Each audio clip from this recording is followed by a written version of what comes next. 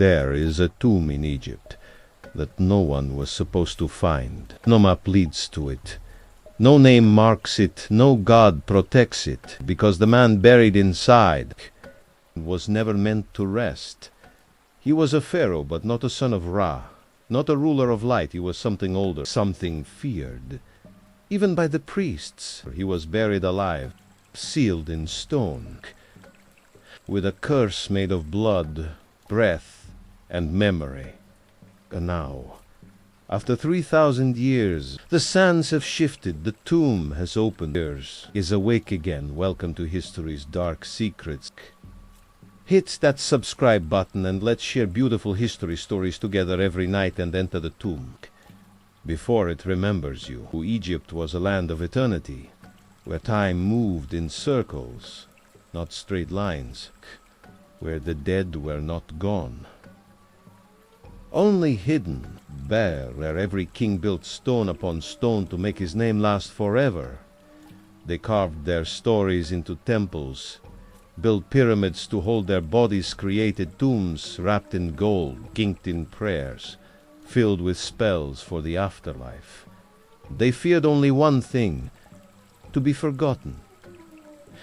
But somewhere in that vast desert, there was one king whose name was not carved, whose story was not told, whose memory was not kept. He had been erased. Clungo in the 21st dynasty, when priests ruled as much as pharaohs, there was born a child, unlike the others. His birth came during a great eclipse. The sky turned black at noon.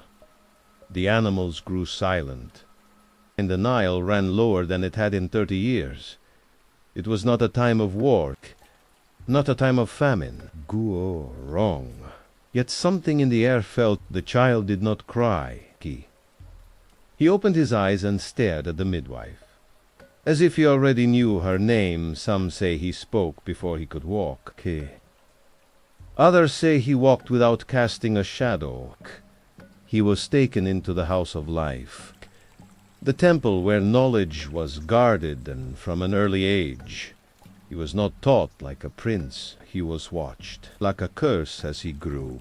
He spoke of strange dreams. He said he saw the gods, not as statues, but as formless winds. He said the dead still walked among the living, only invisible to most. He said the pyramids were not tombs, but locks designed to keep something in. The priests whispered. Some feared him. Some began to believe him. At the age of 14, both the pharaoh and his heir died suddenly. Snakebite, they said. The others said poison. But no one investigated. The boy took the throne. He ruled not as a king, but as a diviner. He stripped temples of their gold. He ordered new shrines built, not to Ra, not to Osiris, but to nameless figures, black suns, and faces scratched away, saying their images were spirals. Test. He said these were the gods before the gods. He forbade the priests from using certain hieroglyphs, claiming they held false memories. He burned sacred texts. To speak with the dead inside, truth cannot be written. Only remembered. It had tombs reopened he not to steal treasure, but to speak with the dead inside. Scrolls from foreign merchants called him the Black Pharaoh. Set, not for his skin, but for his aura. They said darkness followed him, even at noon, that animals refused to go near him, that he would sit for hours, listening to the walls of the tombs, and then speak back to them in ancient tongues. His rule only lasted 5 years. Then he disappeared.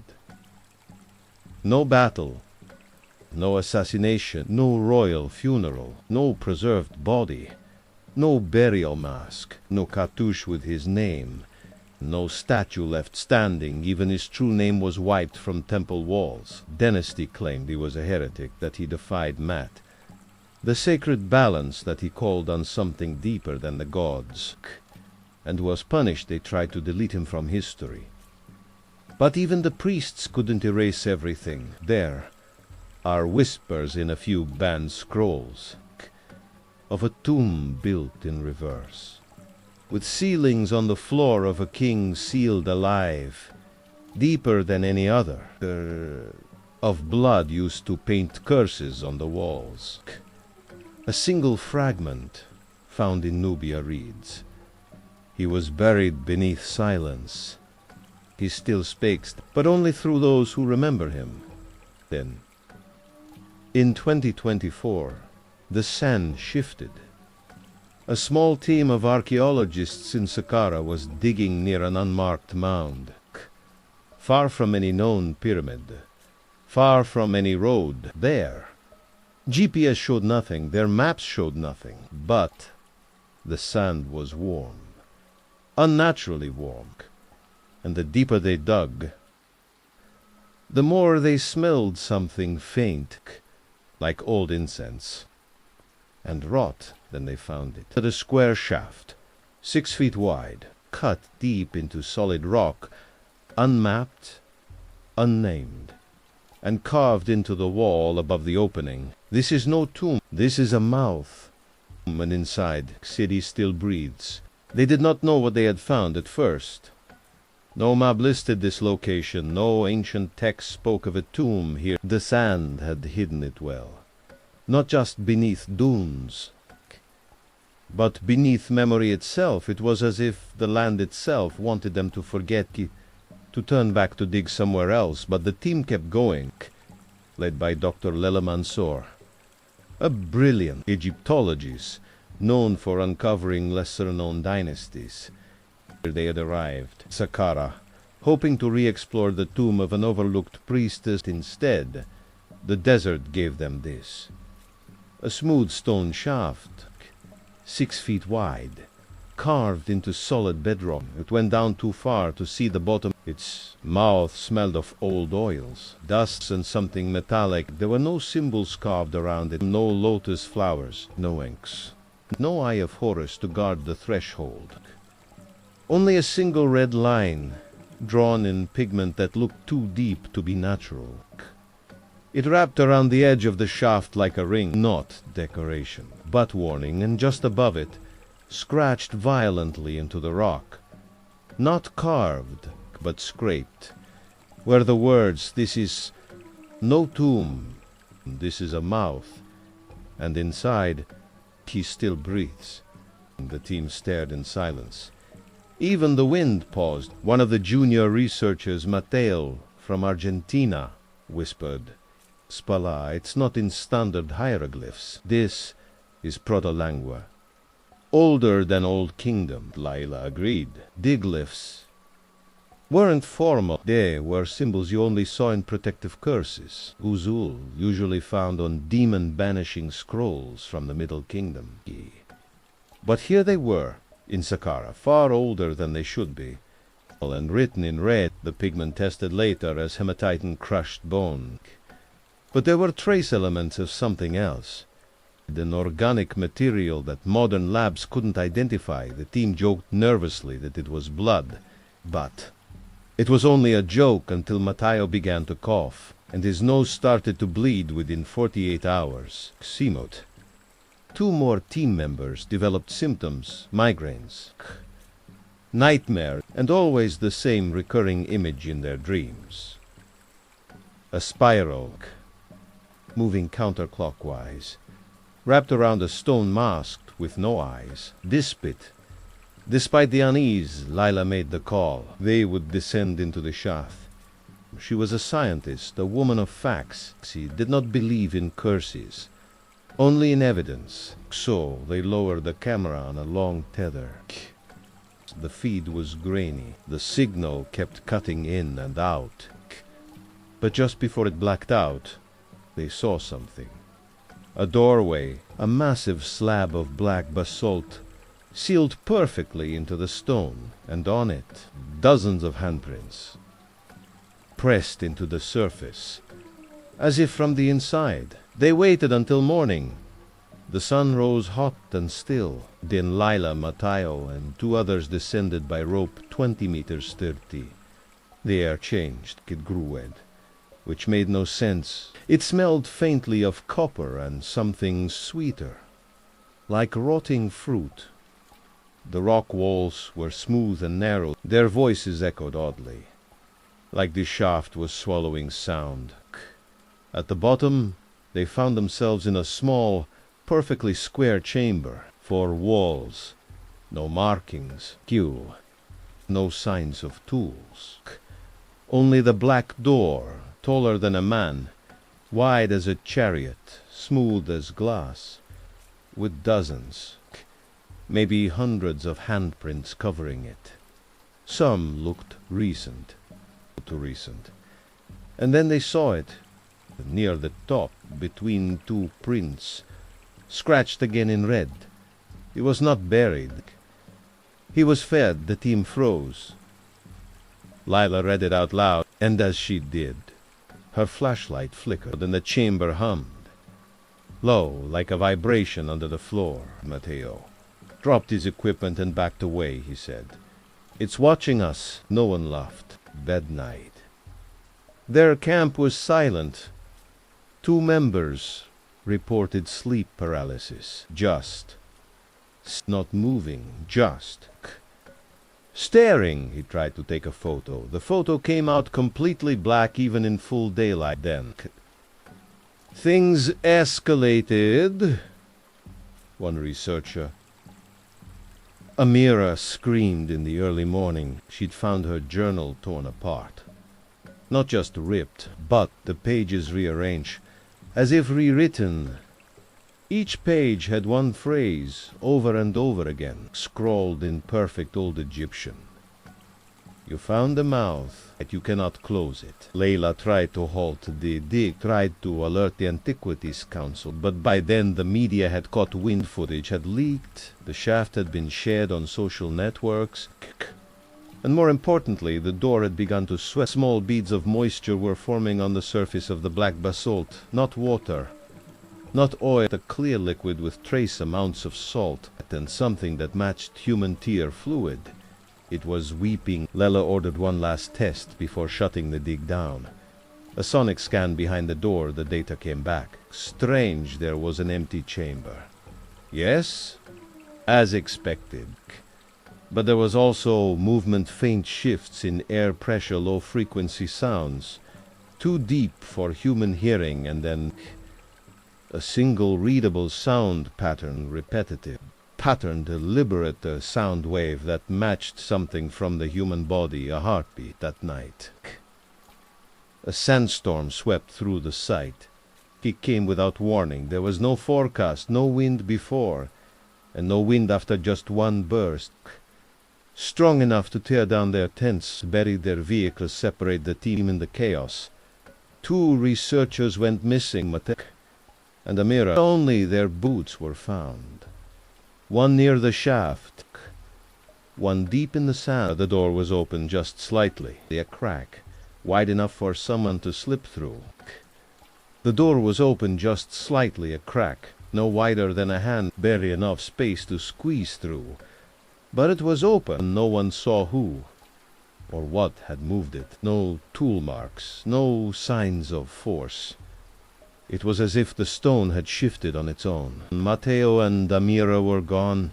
No blood, no footprints leading away, only silence, bare wide and pressing like the breath before thunder. Dr. Layla Mansour stood at the edge of the shaft as the sun rose. Her skin was coated with dust. Her voice was raw from shouting into the sand, but her eyes were staring into something far older than fear. She had spent her life in ruins. She had walked beneath broken temples, through tombs choked with centuries of death. She had studied gods, kings, slaves, but this was different. This wasn't a discovery. This was an invitation, an ancient whisper. Finally answered, they waited 2 days before entering the tomb, not out of caution, but because the wind would not stop. It howled around their tents, filled their food with grit, made their voices vanish in the air. It blew only over the dig site. Nowhere else. A single storm, alive and centered, like breath circling a mouth. Finally, on the third day, the wind ceased and the silence returned. They descended again, not with excitement, but with a strange and sacred dread, down into the shaft. Down into the dark. Inside the door was a narrow passage, barely wide enough for 2 people. The walls were smooth, but not straight. They breathed subtly, curved inward, like the ribs of a creature. And the air was heavy. It wasn't just warm, it was wet, like exhalation, like they were walking deeper into the lungs of something that remembered being alive. The first chamber was empty. No treasure, no statues, dust-smooth walls, sloped at strange angles, all leading downward, as if gravity itself had been designed differently inside this place, but on the floors. Something shined. Dr. Lela knelt and brushed away the dust, a small scarab made of blackened gold, bored and fused into the stone, like it had been caught in a fire that burned backward beneath it. Written in a curling, looping style, none of them recognized, were the words, "He walks the spiral still." But only inward they moved on. Deeper still, they passed through halls with no markings, only indentations in the stone. Too regular to be natural, too meaningless to be decorative, they found rooms shaped like eyes, like mouths, like open hands. They reached the burial chamber, or what they thought was one. It was round, perfectly round the floor concave, gas, as if scooped from the earth, like a bowl, a black stone sarcophagus, and in the center, not painted, not adorned, just black, just there waiting. But the most disturbing thing wasn't the coffin. It was the walls. The entire chamber was covered, floor to ceiling, in handprints, pressed into wet clay that had dried with time. Hundreds, maybe thousands, all different sizes, some small, like children's hands, others wide and twisted, fingers too long, palms too thin, pressed not gently, but in panic, as if clawing, as if trying to escape. Bet. The handprints went all the way up to the domed ceiling. Here, even on the inside of the stone lid, Lila whispered, "This is not a tomb, this is a prison." Then. She saw the carving hidden behind the coffin. Nearly erased, it showed a man, tall, crowned, arms raised. He wore the double crown of Upper and Lower Egypt, but his eyes, Sarah missing, not scratched out, but left empty like holes behind him. The figures of priests bowing, but their faces were twisted in agony, and below, beneath the king's feet, a spiral, grown in thick, flowing lines wrapped around a group of screaming figures. This was the Black Pharaoh. This was his burial, not to honor him, but to trap him. The story was clear. He had not died. He had not been embalmed. Even the gods were said to have turned their faces. The scrolls that remained, hidden in banned libraries, lost temples, sick whispered across generations, told only fragments, that he had spoken with the dead, that he had invited them into his court. Dead that he believed death was not the end, but a door to power. He claimed he could harvest the energy of souls as they passed. He built machines, not of metal, but of memory, to store their screams. He experimented on his own priests. He performed rituals with mirrors and flame, blood and breath, until time itself warped around him. And when the other priests rebelled, when the people began to go mad, they did not try to kill him. They could not instead go. They built a tomb without gods, and they sealed him alive, a tomb without blessing, without offering. Without spell, they built a tomb of silence. Dr. Lela stood before the black coffin. Her hands trembled. The air was thick with static. Like lightning held inside the walls, one of her team called out his name. It's not written anywhere. It's like he never existed. But Lila saw it not carved, not inked, but burned into the stone. Barely visible, a name, written in a script older than Egyptian, a name that had no vowels. A name that twisted in your mind as you tried to read it. The sound of it made her ears ring suddenly, with crushing clarity. It felt like being watched from inside your own spine. He remembered her door had not been opened, it had been unlocked. She did not speak the name, but in her mind she heard it, and she knew. And the one inside had waited for 3,000 years. Not asleep, not dead waiting, and now he remembered her. Curses in ancient Egypt were not like in movies. They were not dramatic spells shouted into the wind. They were contracts, agreements made in silence, with the dead, the forgotten, or something even older. They were not always meant to punish. Sometimes they were meant to protect. But when a pharaoh broke the laws of death, when he rewrote the rules of the afterlife for his own gain, Sep, the curse no longer protected Egypt. It protected time itself from him. And when that pharaoh was buried alive in a tomb, no god would bless the priests who sealed him, knew they hadn't destroyed him, they had only paused him. But there was a cost. The bloodline of the Black Pharaoh did not end with him. He had taken concubines, sired sons and daughters left behind seed in secret chambers of the palace. They were never officially acknowledged. Their names hidden, their births kept quiet, but they existed. And they were marked, not with tattoos, not with gold, but with dreams. Within 2 generations, strange things began to happen across the Nile. Children were born with black spiraled birthmarks. Some cried for hours every night. At the same time, the pharaoh was said to have been in. Some refused to speak until age 5. Then suddenly spoke in languages their families didn't know. The high priests grew afraid. They began to hunt these children. Quietly, silently. Some were taken into temples, never seen again.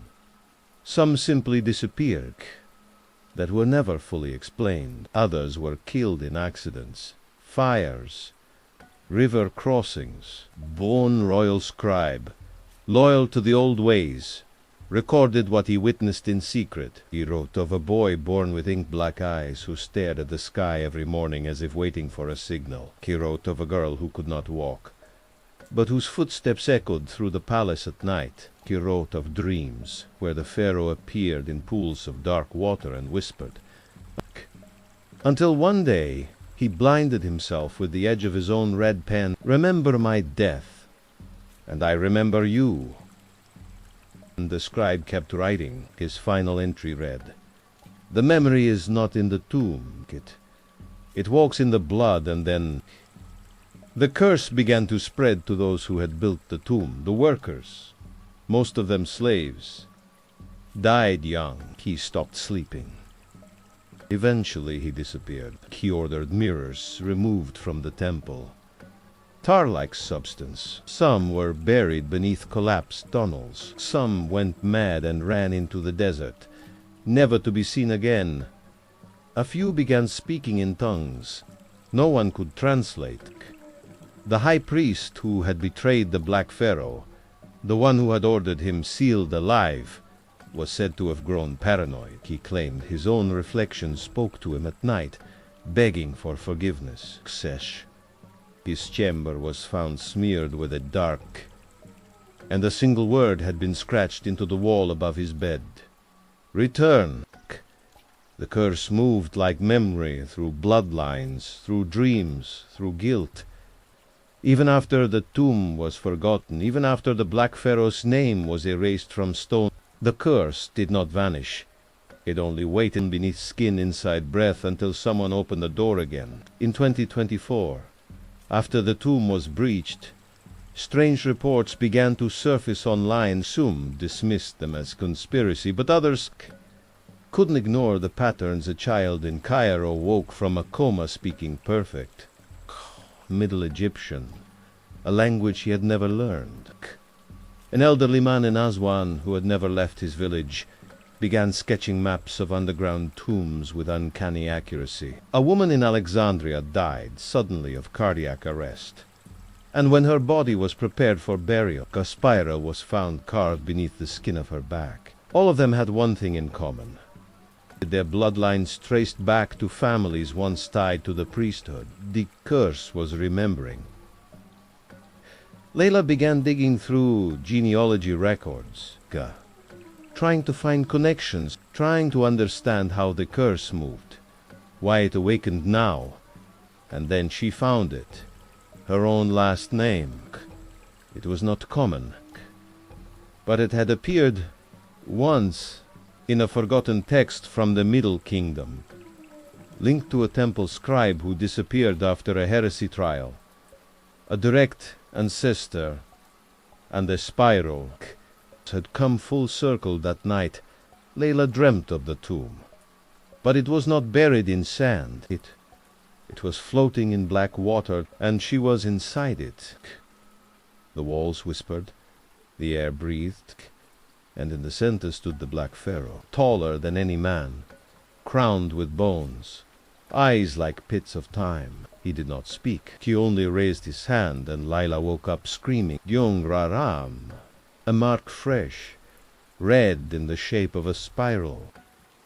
The stone did not open like a door. It opened like a wound, slowly, silently, as if the pressure inside had grown so intense. The tomb could no longer bear its own secrets. Black basalt coffin, sealed for 3 millennia, now stood half-lidded. Its weight no longer a barrier, its silence no longer complete. It gaped, not wide enough to see inside, but just enough for air to escape, and what escaped was not dust, not rot, not even death. It was memory, a breath older than history, a whisper that did not echo in the chamber, but inside the skulls of those who entered it. The archaeologists should have stopped. Every instinct in their bones, sir, told them to flee, to bury the shaft, to burn the site, to forget. But they couldn't, not because of ego, not because of science, but because they were already in it. Not just the tomb, but the spiral.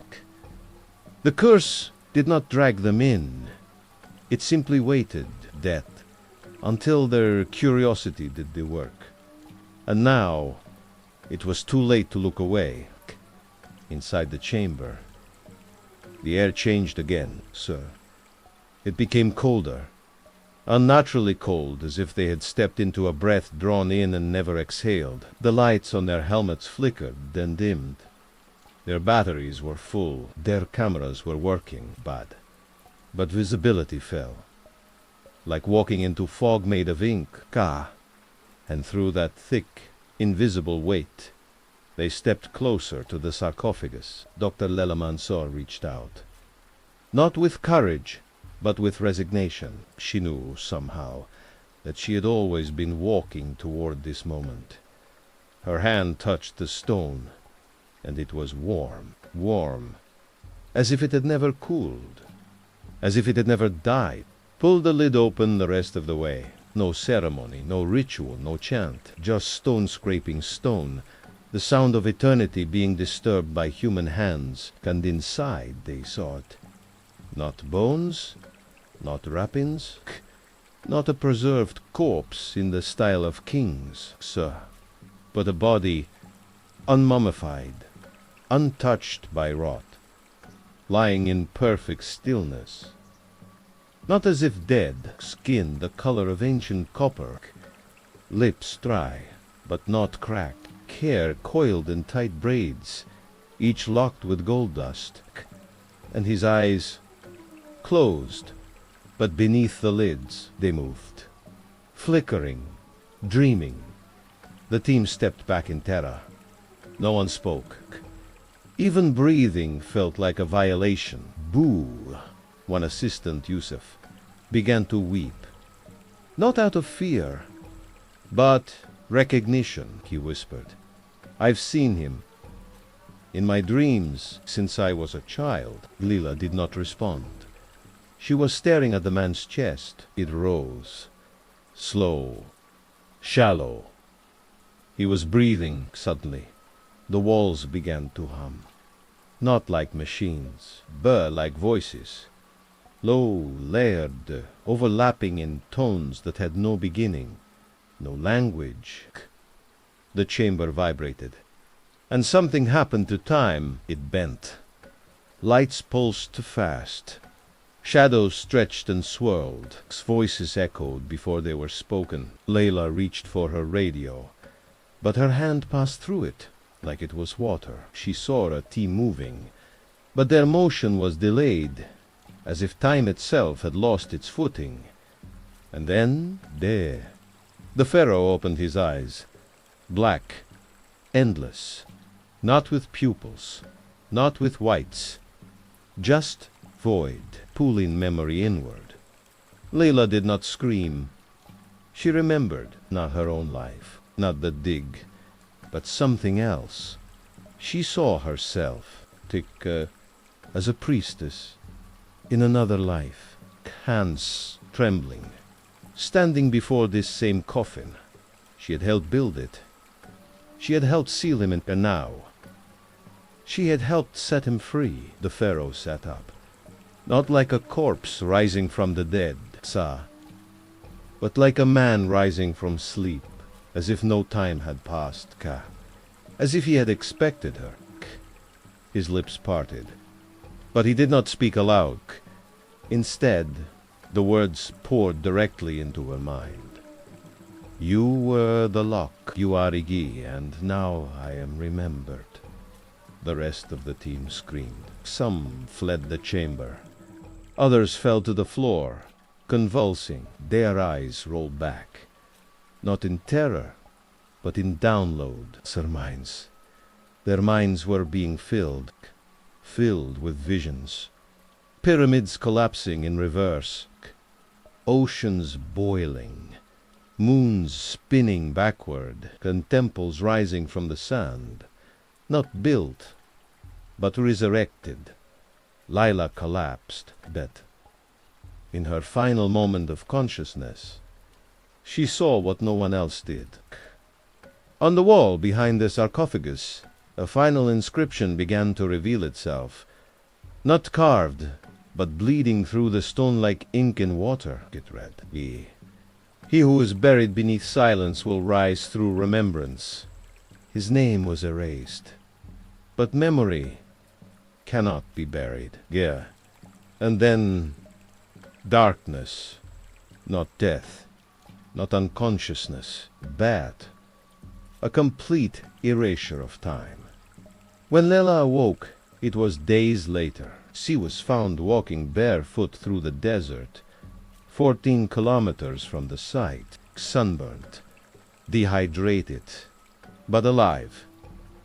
No sign of her team, no tents, no vehicles, no tomb entrance. Sant had swallowed it whole again. But when she opened her hand, she found something clenched in her fist.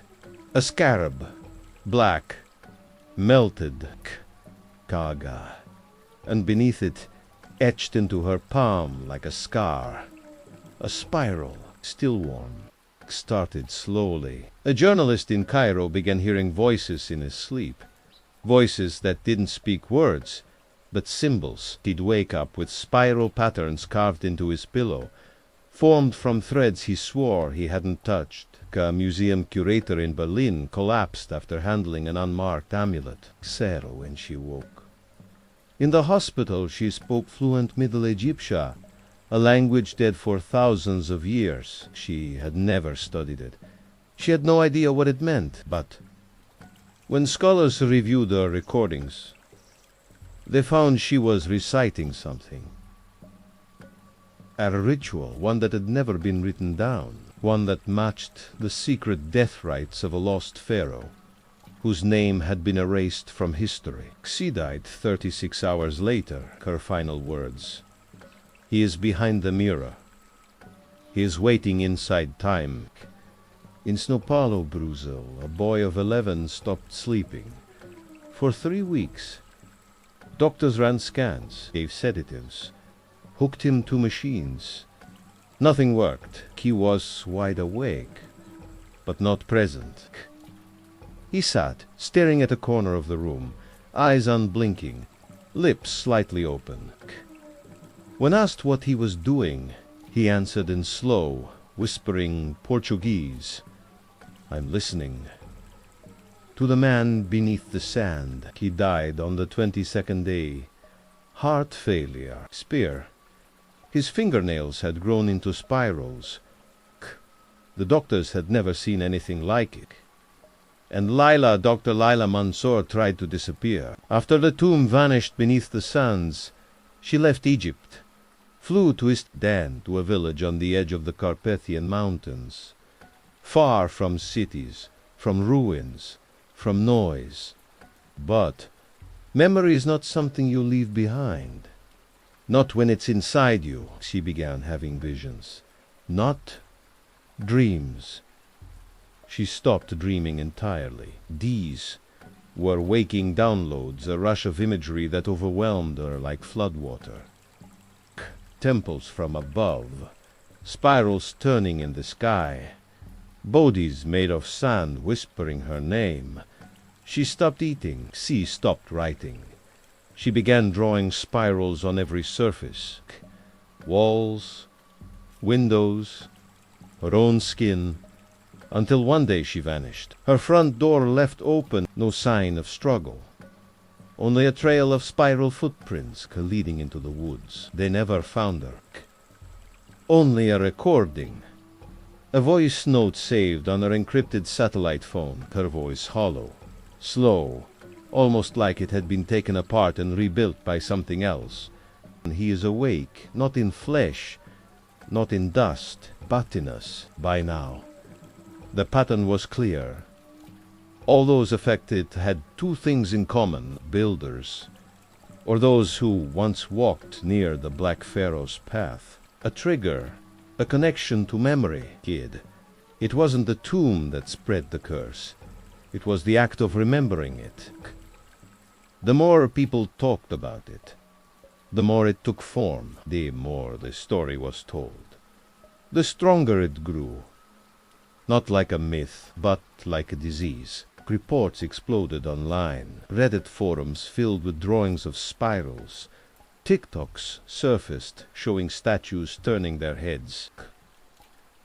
Whispers began about a memory virus infecting Historias. Archaeologists, even tourists. But every time the story began to go viral, something intervened. Accounts were deleted. Posts vanished. Researchers went silent. Even news outlets pulled their segments. The topic was quietly blacklisted, flagged as disinformation, myth, unstable source material. The people who had seen the tomb, or touched a piece of it, or remembered just enough, they couldn't forget. In Munich, a university library caught fire. Blaze started in the Egyptology wing, right after a student reportedly uncovered a mat fragment matching the missing tomb. The fire destroyed the wing. The student was never found. But before the blaze, she had emailed one sentence to her professor: "I think it was never meant to be buried. I think the tomb is an organ. A living thing, Kiana." People began reporting symptoms. Not physical, but mental. Not madness, but alterations, language distortion, temporal dislocation. People swearing they'd lived the same hour twice. Reflections blinking out of sync. a woman in Marseille said her husband had begun speaking in a voice not his own, not in anger, not in rage, just calmly at night from his sleep, whispering spiral chants. She left the house. He stayed. When police entered the home weeks later, they found spirals etched into the ceiling. Somehow burned through the paint and into the structure beneath the man was gone. But the whispering had not stopped. It was caught on the officers' body cameras. Faint. Underneath the hum of static memory is the true tomb. Candy is climbing out. Garments began to notice. Quietly, behind the scenes, security agencies flagged the growing incidence anomalies linked to Mansour's tomb. Dozens of cases, all tied to the same archaeological breach. Whispers of containment operations. Digital blackouts, disinformation campaigns disguised as paranormal debunking. But it was too late. The curse wasn't in Egypt anymore. It was in us. And perhaps it always had been. Reality did not break all at once. It peeled, slowly, layer by layer. Like the unraveling of bandages from a mummified face, no longer willing to stay hidden. But what was underneath was never dead, just waiting, and now cracks had formed across the surface of the modern world, small at first, but widening. People began to see things that shouldn't exist. Not shadows, not hallucinations. Blur. Reflections, mirrors. Glass doors, still water. Any surface that echoed a face began to show changes subtle at first. Then, unmistakable, a man in Edinburgh shaved his beard, only to see himself in the mirror with it still fully grown. An elderly woman in Morocco wept when her reflection smiled without her. A child in Canada stopped looking into puddles because the version of herself inside began to move before she did. And in every one of these reflections there was something else.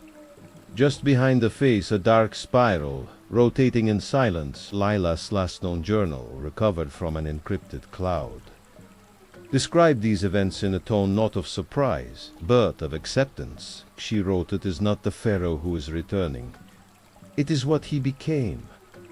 A memory so powerful it infected reality.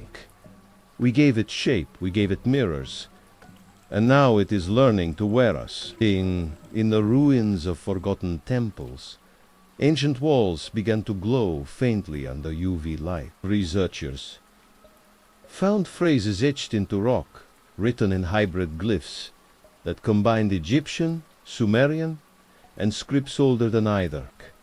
The translations were never complete, but one phrase repeated often.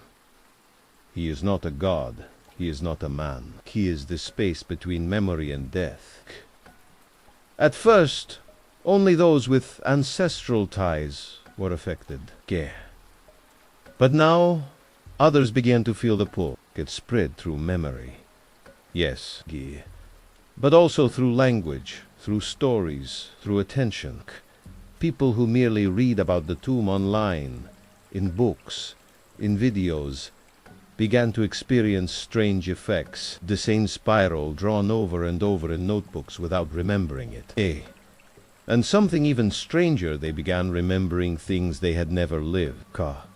A French teenager remembered walking as a high priest through a temple drowned in moonlight. A man in Ethiopia described in perfect detail the ritual burning of scrolls no one alive had ever seen.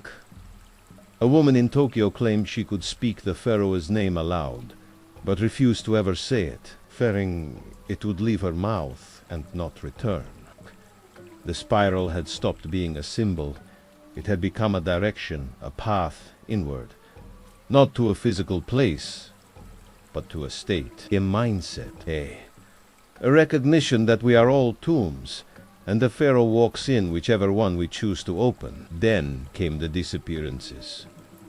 Whole families gone from locked homes, research centers emptied overnight, hard drives still spinning, coffee still warm. A team of filmmakers investigating the site of the tomb sent back one final image, a drone shot of the desert, with a perfect spiral etched into the dunes, miles wide, visible only from the air. No one heard from them again. The spiral vanished 2 days later, swallowed by winds. Some claimed it was a hoax. Governments denied involvement. Scientists refused to speak publicly. Whistleblowers disappeared.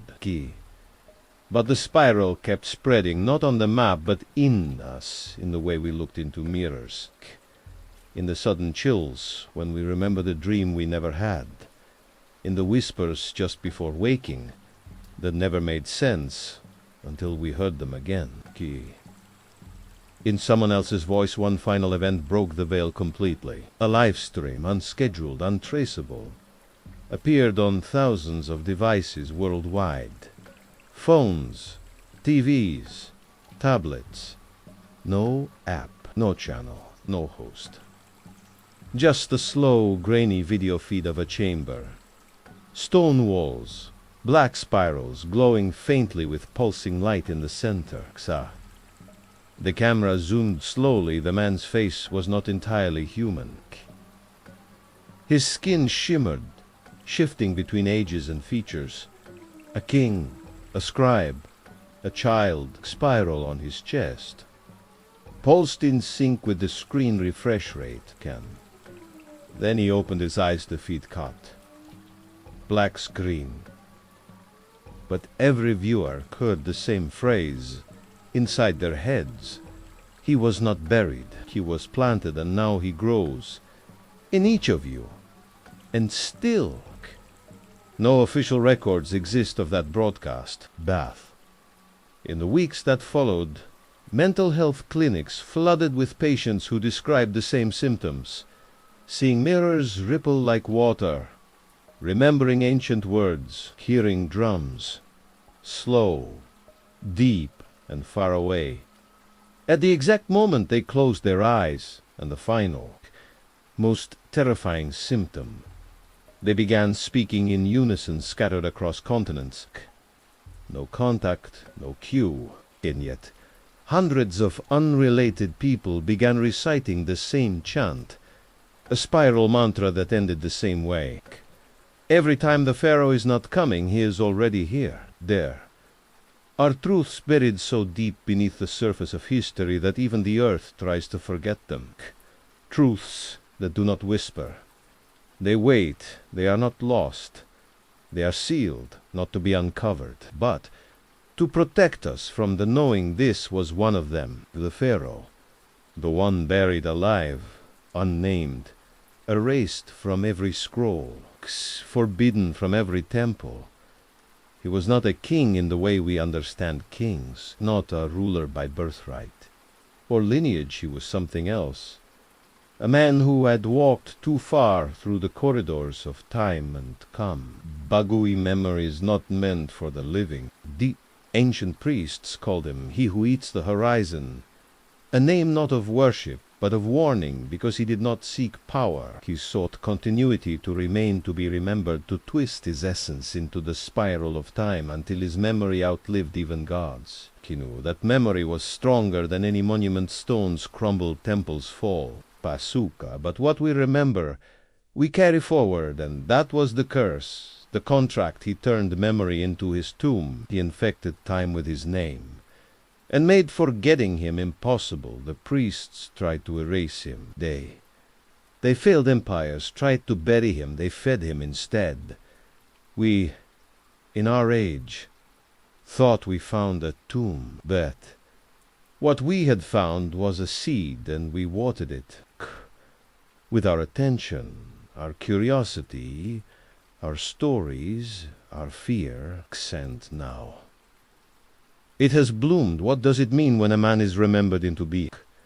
What happens when enough people believe in a memory so deeply, so collectively, that it begins to act? Not metaphor, not myth, but something far worse, emergent reality.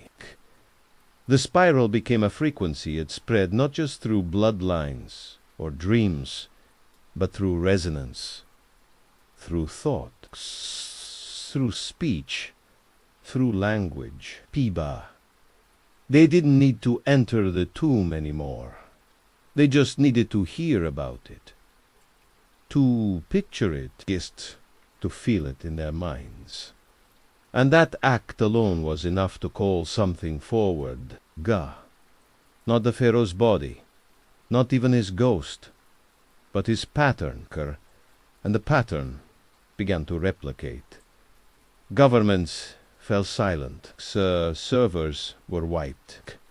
The last remaining archaeological evidence disappeared, vanished, sealed, or publicly debunked by sudden expert panels no one had ever heard of before. Bat leaks emerged. Footage from Antarctica showed black spirals burned into the ice. Satellites over the Sahara glitched when passing near the original tomb coordinates, reporting impossible energy readings before losing their feeds entirely. And then came the children, born after 2024.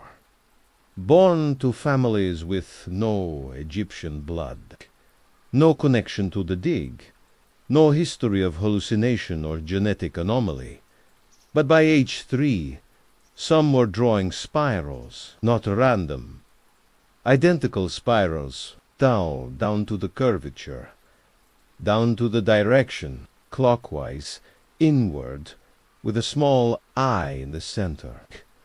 When asked what it meant, some children said, "It's where he lives now. Inside the picture."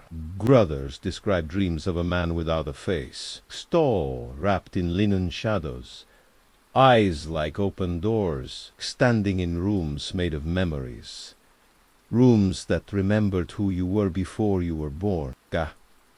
And all of them, without exception, used the same phrase when describing him.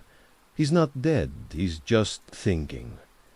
Dr. Layla was never seen again, but one final message was attributed to her, found buried in metadata inside a corrupted satellite ping, bouncing between servers in Brazil, Norway, and Kenya.